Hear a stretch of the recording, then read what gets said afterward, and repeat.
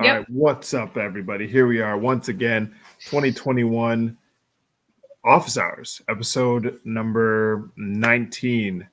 It's your boy, Big Sto, on my, yes, I'm doing it right, on my left, Nora Rahimian. How are we doing? How was your holiday season? You know what? I actually took some time off, which I was really scared to do. I mean, it's a weird thing to say, but I was really scared to take time off because I was like, what am I going to do with myself? I'm at home. We're socially isolating. We're quarantining. Like, what? Like, literally, I couldn't think about how I was going to spend the hours in the day. But I did it anyway. I took some time off, and that meant no client calls. I wasn't doing a lot of computer work, and it was really nice. I hung out with the dog. We went for walks. I read a lot. I started doodling and kind of got back into the creative space. It was good. It was good. I didn't think I could rest, and I can. And it's crazy. Let me not say crazy. It's wild that that's something that we have to learn about ourselves. Right. How was your time off? Did you take time off? I technically did not, but I at least was able to get more rest than usual. Yeah, I definitely was still taking client calls and doing consults and whatnot, but just thankful for the season in general. Got to slow down, hit the brakes at least a little bit, but yeah, here we are. I don't even know what to call it. I don't even like saying like I was going to be like the second season, but that doesn't sound right. But we're just here for the next year. Nora and I took some time to plan some stuff and to really kind of organize and I mean, for lack of better words, get our shit together. But we're here now. With the new year here, I want to make sure that we kind of reintroduce ourselves or whatever, and make sure you all understand what we do here and why we're doing it. But I really wanted to start the episode kind of just talking about what each of us does and whatnot. So I got a couple questions for you. I just want to know, first off, how did you even, because I mean, we've kind of talked about this a little bit, but I feel like in terms of the show, we haven't really talked about like, how did you really get to this point? What got you to the point of being, okay, I want to be a part of the industry, but I want to go against it? First of all, I feel like I'm getting journalist Sto. So I didn't know you were going to come prepared with questions. So my background, for folks who don't know, my background was in gang intervention and community organizing. I was doing prison abolition work and working with perpetrators of violence to come up with solutions around what peace looked like. And so I was really on this like trajectory. I thought I was going to move to El Salvador and do like peace building with La Mara Salvatrucha. Like I was really on this like tunnel vision. And what happened was, long story short, I ended up having to get a master's degree. The university sent us on an internship. I ended up in Liberia kind of by chance, and met a rapper. And I had been doing the organizing work. And so always doing that from a place of hip hop and culture. Like that was always kind of an underlying current in everything that I did. Met this rapper. He was doing political work. And basically I got peer pressured into managing him. Between him and a mutual friend of ours, they were like, Nora, you should manage this guy. And I'm over here like, I don't know anything about business, let alone music business, let alone, I don't really believe in like money. I'm trying to overthrow capitalism. Y'all are tripping. Right. And then they like peer pressured me. And I was like, all right, well, I know how to organize. I know how to bring people together. I know how to like plan things. So let's try it. Let's see what happens. And so that's kind of how I became the first music manager in Liberia. And ended up managing this artist. And it turned out I was kind of good at it. The model worked. And I always did it with those principles of like what's good for quote unquote, my artist is good for the community, and what's good for the community is good for the artist. So really, like, I think from the beginning, I always approached it as a community endeavor. And then, hey, Candace is in the chat. Candace? Welcome to everyone who's joining us. Y'all, we're just telling stories today. And so feel free to introduce yourselves too, as Sto and I are talking. But yeah, so that's how I got into the industry. And then kind of burnt out on management and decided I wanted to do more work around helping independent artists be successful. And that's kind of how I've gotten now. This is like long story short. But how I've gotten to this place now of consulting for artists and helping people really figure out their unique strategy so that they can be successful on their own terms. I have really good relationships with incredibly talented people all over the world. And so really trying to make those people know each other and amplify the work that they're doing. But I think, to your question, Sto, of have I always been like going against the grain? I think I've always believed that power should be in the hands of those who are doing the work, and power should always be in the hands of those who are creating art and creating culture. And I think in the industry, artists are the most exploited. They do all the work, yet have the least amount of power. And so the music industry really is like this microcosm of how capitalism works in the world at large. And so I can't overthrow capitalism fully yet, but I can start to shift power in these small ways. And I think the reason for me coming from like the nonprofit world, the rate of change is so slow. And there's so much like bureaucracy, and in some ways it's like super problematic. There's hella white savior complex and all this nonsense. But artists and art can change things so quickly. Like so quickly. And I think that was part of, for me, what drove that shift was seeing that the nonprofits were really in it for themselves. Yeah. But here's an artist, and the artist says, look, I don't think that we should do X, Y, and Z. And all of a sudden you have a whole fan base that's thinking about that and willing to change their behavior because this artist has said something that resonates with them. And I've seen this with artists that I've worked with and in campaigns that we've run with Culture Fix and things like that, that the rate of change is so much faster, that artists really have the power to change culture in a way that no one else can. And so if I'm, the core of my work is y'all have heard me say, I want to overthrow white supremacy, patriarchy, and capitalism. How are we going to do that? We're going to do that through arts and culture. And so I really think everything in my life has come together to bring me to this place so that I can support artists and not just help them be successful, but help them be successful while doing good in the world. Absolutely. That's what I like to hear. And again, that's only scratching the surface. One day I actually have not interviewed you yet. I think I have an old document with questions on it, actually. I need to get around to that. Candace, working on your elevator blurb, does that mean you're writing for Elevator ? What's going on there? And how's it going, CEO Sensei? I hope your New Year's was going well too, and off to a good start. I've been real quickly. Streams. Yeah, go ahead.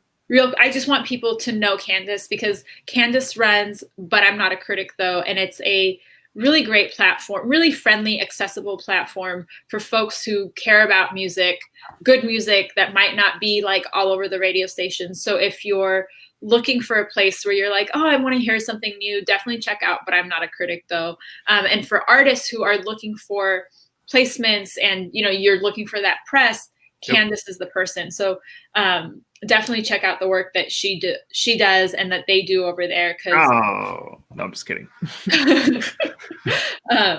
Because Candace is good people and does really great work. Okay, but so same question for you. Like, how did you end up in this point? Yeah, I've been writing almost my entire life. Like even in grade school, I was writing Sonic the Hedgehog fan fiction or whatever. But when I got to high school, I started, I just started realizing, my cousin gave me 3 CDs of hip hop that I had never heard of before. Like before that, it was really like I'm not even going to mention his name because that's how garbage he is. But it was people completely different. Just like listening to the radio. My cousin handed me 3 CDs. I listened to it and I was like, yo, like how come no one's talking about this?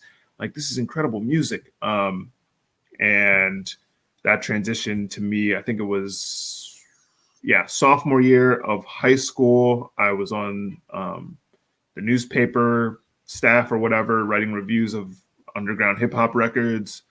Started my own blog that summer. I think it's still up if I'm correct on WordPress. And just started just covering records. And that was kind of my whole thing, was just making sure more people were introduced to the music and stuff like that. Fast forward, a decade later, I guess, out of college, still trying to really just figure out where I fit in, I guess. I'm also an artist. People forget that I'm also an artist. I've been making music since I was 17. But I also realized that there's so much more to music than just making dope music. So I actually did kind of pull back myself and start to research how, some of my favorite labels were doing things. And then realizing that my friends that were talented just didn't even really realize what marketing and promotion and stuff like that was. And so I'm always someone who likes to research stuff on my own. So I started kind of doing that and kind of just fell into, I guess, artist development. I mean, it started with press releases, but then in doing press releases for artists, it was realizing, wait a minute, some of them genuinely believe that this press release is the golden ticket to superstardom, but their whole foundation was kind of not there. So just learning how to educate artists. And that's kind of where I am now, I suppose. And it's not just artists at this point. I mean, I think for both of us, it really is just content creators and helping them understand, like, you deserve your piece of the pie. Like, there's no reason these labels and brands and all this other jazz should be making all this money while stealing your ideas or stealing your brand and all this stuff. So here we are, 30 years old. I don't know, Nora dragged me into this after A3C, and we hopped on Instagram a couple times, and I was like, all right, this is great, but I'm not doing any more than this. And, Nora has always been a person that has this way of motivating while simultaneously peer pressuring, but not really peer pressuring. And so next thing you know, I'm on YouTube going live, and here we are almost a year later with 200 plus subscribers. We've made episodes on content that I didn't even expect to ever make on the internet, let alone on YouTube. It's genuinely all thanks to Nora that we're even doing this right now. So here we are. I mean, I'll say this. I think the music industry does a really good job of suggesting one pathway to success. Right. And it's not accessible to anyone. I mean, really, right? Like, if you look at it statistically, it's only like the top 1% that are able to reach that level and type of success. Which doesn't mean that there's not other ways of being successful.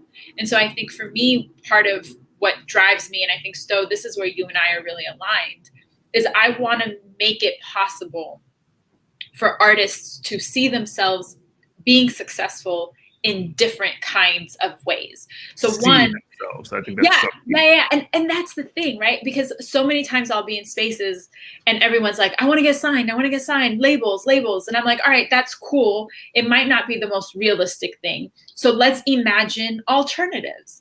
And even the invitation to think about something different, to imagine a different way, people push back, right? Oh, well, no, it can't be, it can't. And so I think part of what I want to really do is create those other success. So one is make all that invisible music industry stuff visible, but two, create these other success stories so artists have different models and different kind of like blueprints that they can learn from and adapt and make their own. Because just because this is the common narrative doesn't mean that it's the only narrative. And there's many, many ways to be successful. And, we were talking about this earlier, that like you can be a working artist and still define that as success. And so for me, absolutely. And so this is part of why office hours is so important to me in the work that I do, and I know so in the work that you do, is that I want to make these alternatives possible, and I want to do it not just by providing good information, but making people feel like, y'all, we care about you. It's not like you're some artist on like a spreadsheet roster and we're just like plugging you into places and who cares what happens to you because there's a million other artists out there.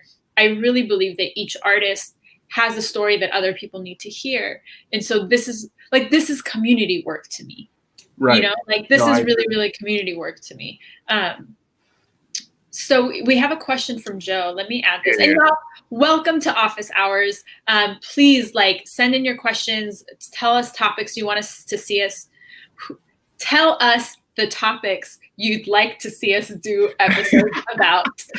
I get excited and my mouth isn't as fast as my brain. Anyways, so yeah, and please subscribe. Please hit the like button. Please tell your friends. Hit the like button. If you don't subscribe, at least hit the like button before you head out. All right, because it helps. I know this sounds wild, but it genuinely helps the ever dreaded algorithm that will suggest us to other people and other artists and content creators just like you that may need these tips. So hit that like button, subscribe, share this with your friends.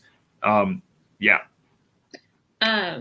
Joe says, do you think we have to educate artists while they're young, or can older artists shift their mindset after seeing a lot of success stories from indies?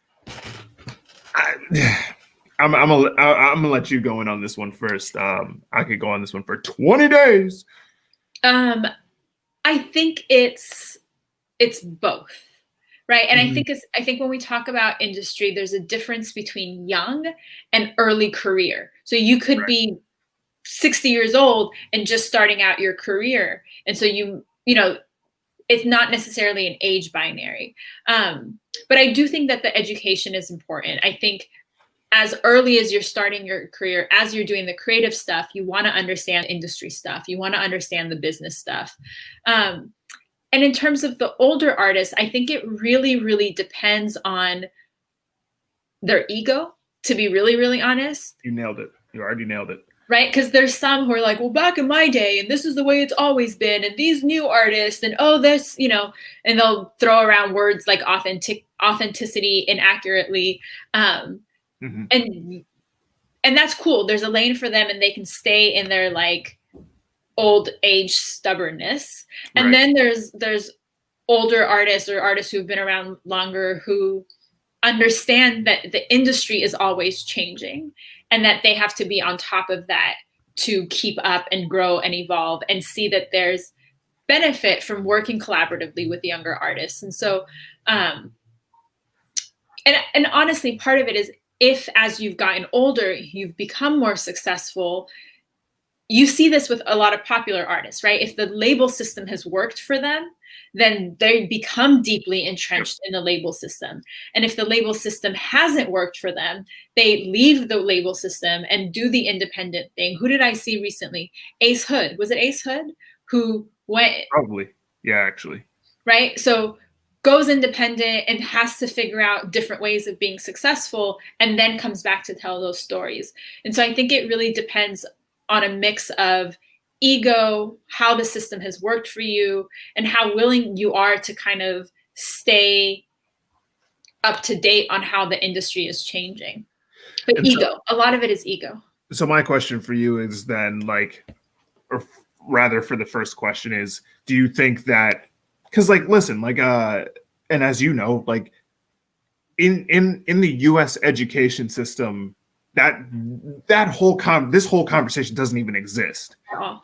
And so I guess I'm wondering, what can we do now while, because I mean, I started rapping when I was 16, so I would have murdered for information like this. and so I guess my big question is what's the steps that we can take, or not necessarily us, but like the industry in general can take to get into to educate the youth, I suppose. Yeah. But, I mean, it's interesting you say that. So, because it makes me think of like when I was in high school, we had hip hop message forums and people were writing poetry and like sharing their songs. And there was a lot of creative feedback and back and forth, but nobody was talking about like, how do I promote a single? How do I, those conversations weren't happening at all. And now those conversations are happening everywhere all the time. Whatever platform, you can go on YouTube. I mean, stuff like office hours, like this stuff didn't exist before.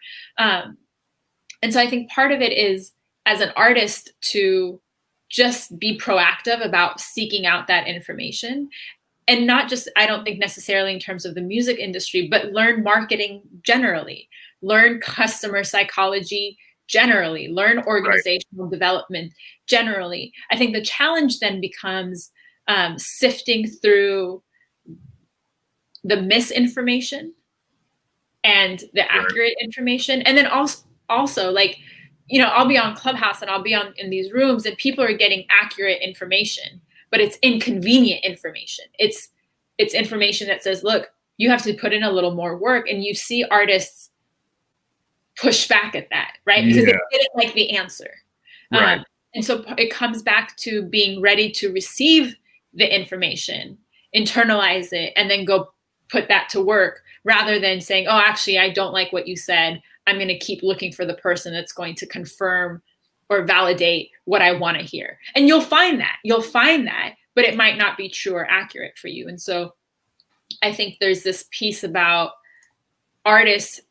The information is out there, but maybe teaching artists or just thinking about the legitimacy of the information that's out there so that you're relying on good quality things, which is also part of why Sto and I started office hours, where I saw a panel and the guy was really mad that he had to answer questions.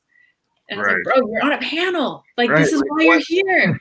Why are you upset? Like, and he was like, well, I had to work hard. And why would I just give these gems away for free? Because you're on a panel to do exactly that. And so that was part of why we wanted to start office hours. I know a lot of you might have heard this story before, but that really is what drives us, right? Is to make good information easily accessible, so that we can support people in putting their music out there, putting their art out there. Absolutely. Definitely. Yeah, I pretty much agree with everything that you said. There's really nothing else I have to say, except for I do believe that we need to be educating people as they're young. You mentioned like early career versus like, I think there's a difference between, okay, I've decided I want to start experimenting and you know, writing stuff down versus, okay, now I'm in this, I've dropped a project or two, now what's next? So I do think that's important. And then as for older artists, at first I used to be a big proponent of we should be listening to the people who came before us. However, I'm starting to realize even more, or not starting, it's been years now, but there's too many OGs who are just talking out of their actual butt. Like, I can't believe it. I'm not going to name names, obviously, but I'll just say one of the more popular hip hop groups that are around right now have just been spewing all types of hate that makes no sense and is not doing anything for hip hop in general. So, and then we have others that are doing what I believe to be like bad by our community by being like, the pandemic's not real. You know, oh my God. Like, what are you talking? Like, I don't that. Yeah. So OGs are one thing, but I at some point you got to step aside and understand that there's definitely a new wave coming up that are somehow like definitely more educated and understand what's going on. So I do believe older artists need to shift their mindset to an extent. Sorry, you said the COVID vaccine thing, and it triggered me about some nonsense that I heard from an OG. I think it's possible to recognize the contribution that someone made to the industry or to the culture, right, without uplifting or celebrating them. Right. Right. And I'm not talking about like men who are like proper trash. We just need to throw them away. But, there's people who just are like, some of the people that you mentioned, Sto, who just aren't doing good, or they're just stuck in their ways or whatever. Where you can say, all right, you made the song and this song inspired me, or you made this thing and it, changed the industry in this way. But to leave that in that time and place and separate that from, oh my God, you're a great, wonderful person, and we need to put you on a pedestal, or and listen to everything you say. Oh, right. There it is. Right. My man Sensei called him out. Yep. Thank you. Yeah. No, it's so disappointing. And right. Go ahead, Nora. Keep going. No, because it doesn't make you an expert. You made a good song in 1980, whatever. Doesn't make you an expert in today, right? And so, which also is like super ageist, because what we're saying is these young people don't know better, but here they are creating culture and creating genres and creating sound and creating all these things. And so we have to really look honestly at that. I think the other part of going back to Joe's question is if we're operating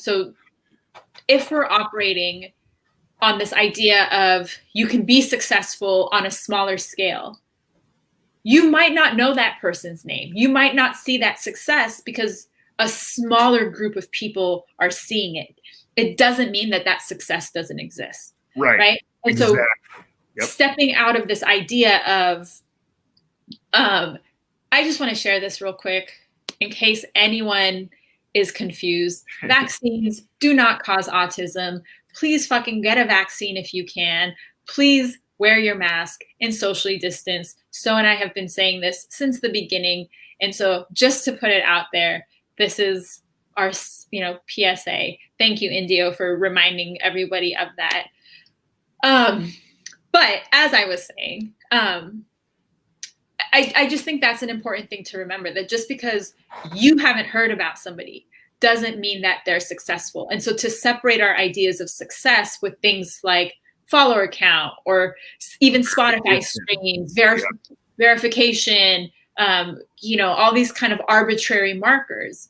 And to say, look, if I feel like I'm successful and I'm hitting the goals that I want to hit for myself, that's enough. That's enough. And that's it. And that's viable and that's real.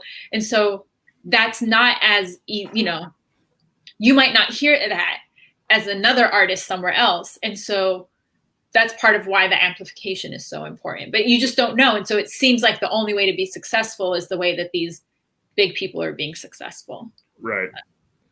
Absolutely. Yeah. I don't know how you're feeling, but with us hitting the half-hour mark, it seems we have 6 people in here. So if you all have any questions that you want to ask, we're definitely down to answer, and it can genuinely be about anything. But while hopefully some questions come in, my question for you, Nora, is what's coming up this year? What are you working on? I'm sure you have, I don't know, anywhere between 600 and 8,000 conferences that you're going to be speaking at. So, do you know what's coming up? I'm definitely, I'm still consulting. Actually, y'all should know both Sto and I do one-on-one consulting. So if you need more help, figuring out some of the things that we talk about in these episodes, holler at us. The big thing is we're doing Den Music Fest. It'll be year 5, which I'm super excited about. Is it year 5 or year 4? I'm losing track. I think this is going to be 2021 is going to be year 5. And so that's an independent music festival that we do. That's coming up. We're doing a bunch of stuff with Culture Fix. We're putting out a toolkit this year. We've got a bunch of events lined up. So I'm really excited with what Culture Fix is going to do.